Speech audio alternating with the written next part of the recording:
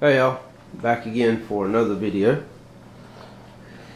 So, this is a model from Cobi. Let me see if I can drop it down just a little bit more. And this is the American M4 Sherman tank. Now, their model is a really nice model. It has, I'll give you a side view. That comes with stickers, of course. Very nice rotating turret. It came with one character. Let me show the rear. This compartment does open up. It's a little bit of a bugger right now to open it up though. I don't know why. There's a side. I like this part. First and baston. And now the front.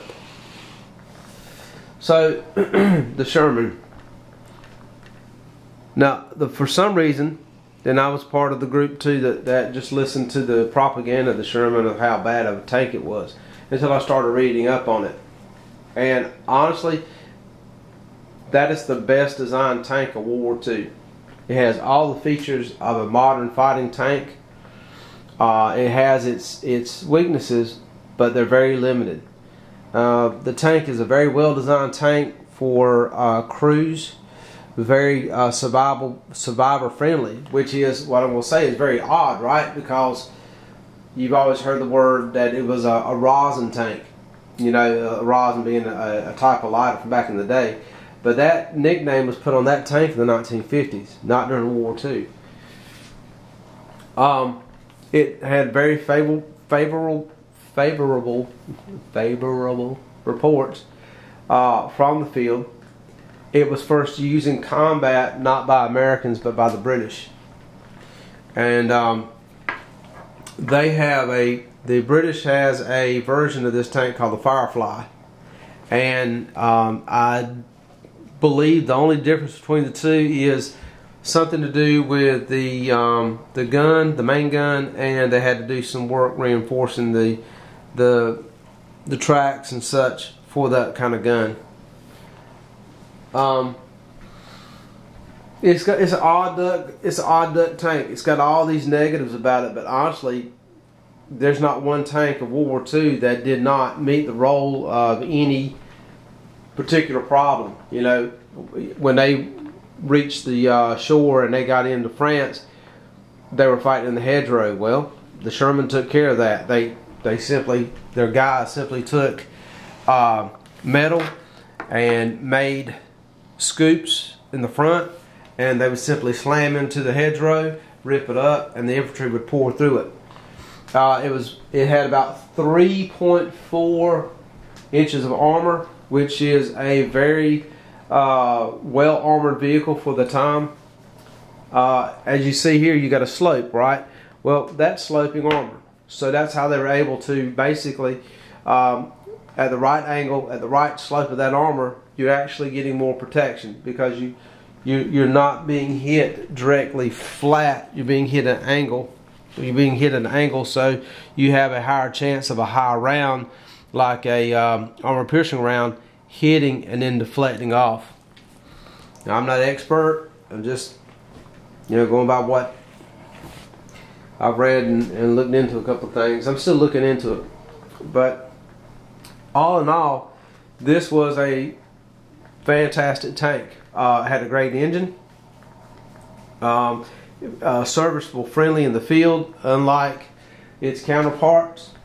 There's many reports, after action battle reports of this tank going up against the best of what Germany's got and sustaining themselves in the field. This tank was very well suited against a Mark I, a Mark II, a Mark III, a Mark IV Panzer, and even the Tiger tank. I think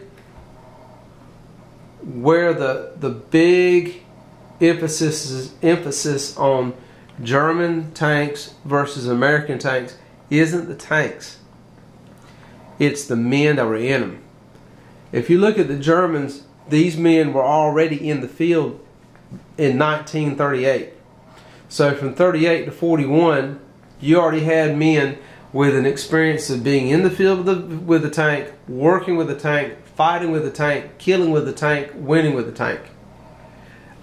Versus a young man who's out of tank school, who's not been in combat yet, and now it's 1944 and he's in Europe, or 1943 when he's in Sicily. So our American tankmen, they cut their teeth later than their counterparts, which was a negative on our end, because their enemy was already a fielded, experienced fighter when it came to tanks. And I think that's where it boils down at, is not the tank but the crew that's in it. And you'll note too that as the war waned on, the German tank crews were not as field experienced, because they were losing their experienced tankers. They were losing their mechanics. They were losing their drivers. They were losing their commanders, and they were being replaced by B grade soldiers to take the places of those A grade men. So by the time 44 came around, you had men that had survived 41, that had survived 43 and 44. Now they're in Europe, and they are an experienced, well-fighting crew. And I think that's the big winning difference in the tanks, especially in the early years of the war, is the crews themselves. It's not the vehicle. The Sherman had spring-loaded hatches. This one is the original Sherman model. You can tell because it has double hinged doors rather than a single commander's hatch. I have seen a picture from the 2020 Cobi convention that they had in Europe of an E8, which I am dying to get my hands on. An E8 is an M4, and it got the name the Easy 8. It had well, it was a Sherman tank, but it had a higher power main gun, and it had, I believe it had two. I believe the driver could actually fight also. I can't remember, but I think the only thing this model would be missing is maybe a 30 caliber machine mount, machine gun mount. But excellent model.